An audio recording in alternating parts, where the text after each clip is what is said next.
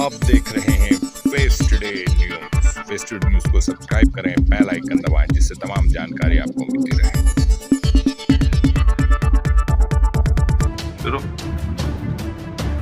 नमस्कार आदाब दोस्तों, आज हम हसनापुर में मौजूद हैं और हसनापुर का जो चेयरमैन का चुनाव है, नगर निकाय पद के लिए चेयरमैन का चुनाव होने जा रहा है, वो बहुत ही खास हो गया है क्योंकि जो राज्य मंत्री हैं दिनेश खटीक, उनकी बहन भी जो इस चुनाव मैदान में जुड़ चुकी है। वहीं बसपा से जो उम्मीदवार हैं हमारे साथ मौजूद हैं ब्रजमोहन जी, उनसे हम खास बात करेंगे।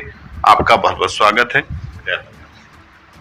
जी। जिस तरह से आप चुनाव मैदान में उतरे हैं, कौन से मुख्य मुद्दे हैं जिनको लेकर आप चुनाव मैदान में हैं? देखो, हसनापुर का सबसे मुख्य मुद्दा है, यहाँ पे लोगों को 70% जो बसापत में लोग हैं उनको उनका मालिकाना हक नहीं मिला, 70% लोगों को। और सबसे मेन तो अहम मुद्दा यही है। और मुद्दे ये हैं कि हसनापुर के जितना भी ये गंदा नाली पानी आता है, इसकी अभी तक कभी भी निकासी का कोई समाधान नहीं हुआ है। और इससे जो जैसे पानी बारिश वगैरह आ जाती है तो कई किसानों की फसल बर्बाद हो जाती है। अभी रिसेंटली जो बारिश हुई थी, गेहूं की चारे की फसल सब नष्ट हो गई, तो उसका निकासी का कभी भी इन्होंने अभी कोई भी समाधान नहीं हुआ है। तो सबसे पहले तो ये मालिकाना हक मिलना चाहिए लोगों को, उस पर काम करेंगे। दूसरा हमारा ये है, यहाँ की निकासी के लिए काम करेंगे। और सड़क जो आप रास्ते में से आप आए होंगे, देखे होंगे, सड़क भी यहाँ पे कुछ तो ऐसी हैं जो अनकम्प्लीट हैं, अभी कंप्लीट ही नहीं हुई। इस 15 योजना में हमारे पूर्व चेयरमैन साहब ने, अभी भी आप इधर से आए होंगे डाकाने की साइड से तो रास्ता है, इधर से जाओगे तो यहाँ पे भी 60-70 मीटर का कच्चा रास्ता है। और भी अभी ऐसे रास्ते हैं जो अधूरे, जिनका बजट भी आया लेकिन वो रास्ते नहीं बने, अधूरे हैं। और समस्याएं हैं जैसे कि हसनापुर में बहुत पार्क हैं, पार्क में कभी भी कोई भी सौंदर्यीकरण नहीं किया गया।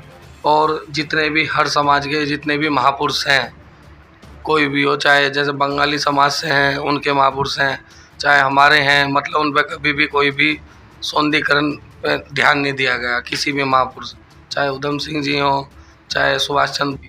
और शहीद जितने भी समाज से, जैसे हमारे शहीद जितेंद्र जाटव जी हैं, अभी आप आए होंगे, रास्ते में समाधि है, उस पर कोई ध्यान नहीं दिया गया।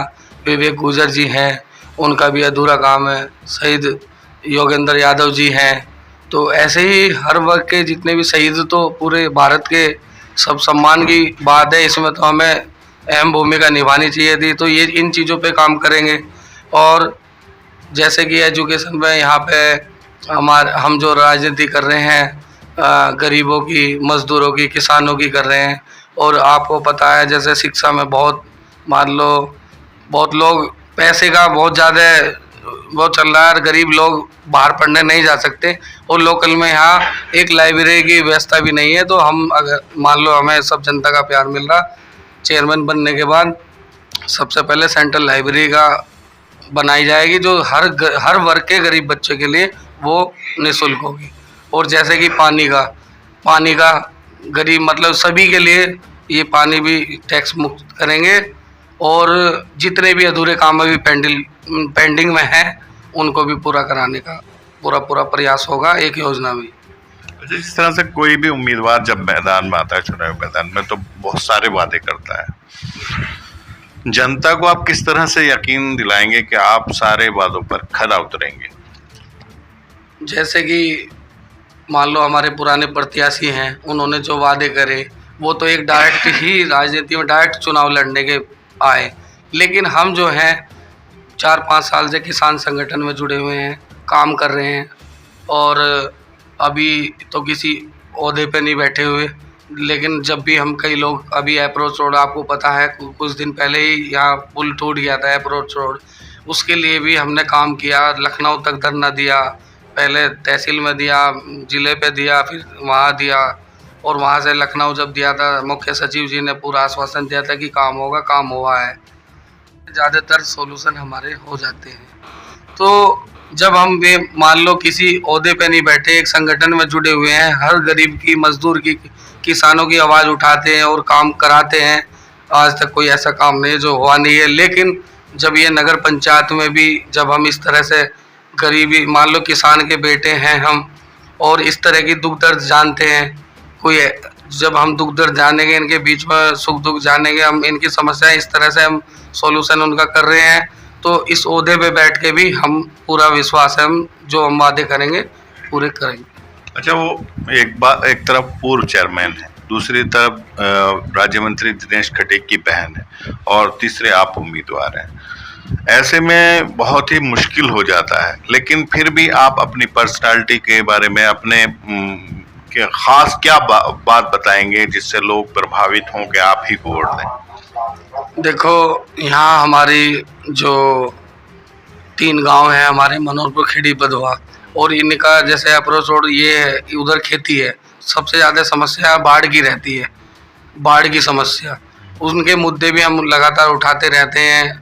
उसमें भी बीच में मतलब किसानों की लड़ाई, यहाँ ये 3-4 गांव के जो लोग हैं यहाँ पे बसे हुए हैं हस्तनापुर में, और टोटल पॉपुलेशन है यहाँ पे 25,000 समथिंग, 24,600 कुछ है, और यहाँ पे जाटो समाज की 7,000 लगभग वोट है। और हमेशा यहाँ प्रत्याशी जो बसपा से लड़ा है, कभी बीजेपी का यहाँ कैंडिडेट, एक तो मैं बता दूं आपको, यहाँ पे कभी जीता ही नहीं, चेयरमैन नहीं में, अब तक का रिकॉर्ड है।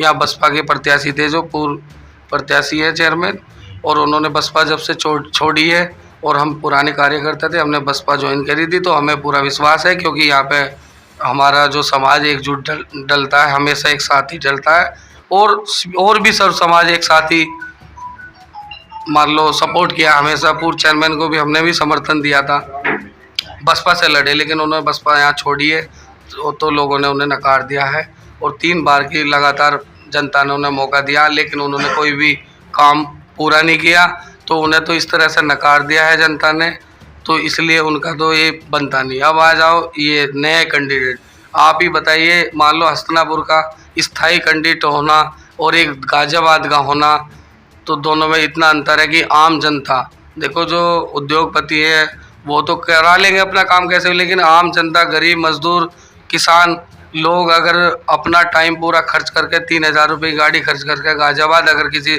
सिग्नेचर कराने के लिए जाएंगे, तो जनता सब समझ रही है, इसमें किसी को समझाने का नहीं है। आप भी समझ सकते हैं कि बाहर का प्रत्याशी अचानक आ गया, उसका ये भी नहीं पता कि वो मतलब करते क्या हैं, क्या उनका बैकग्राउंड है, कुछ नहीं पता। लेकिन हम यहाँ लोकल के स्थायी हैं, लगातार लड़ाई लड़ते रहते हैं, तो हमें यहाँ सब लोग भली भांति जानते हैं, और पुराने उससे जो देख चुके, उन्होंने जो वादे किए वो नहीं किए। लोग बाग परिवर्तन चाह रहे, लेकिन परिवर्तन भी इस तरह से चाह रहे कि हमारा स्थायी हो, दूर का ना हो, जो हमें परेशानी होना पड़े। तो इसलिए हमें पूरा यकीन है, सब जनता का प्यार मिल रहा है, सर्व समाज का मिल रहा है, और मान लो समाज हमें जिताएगा। ठीक है, ठीक।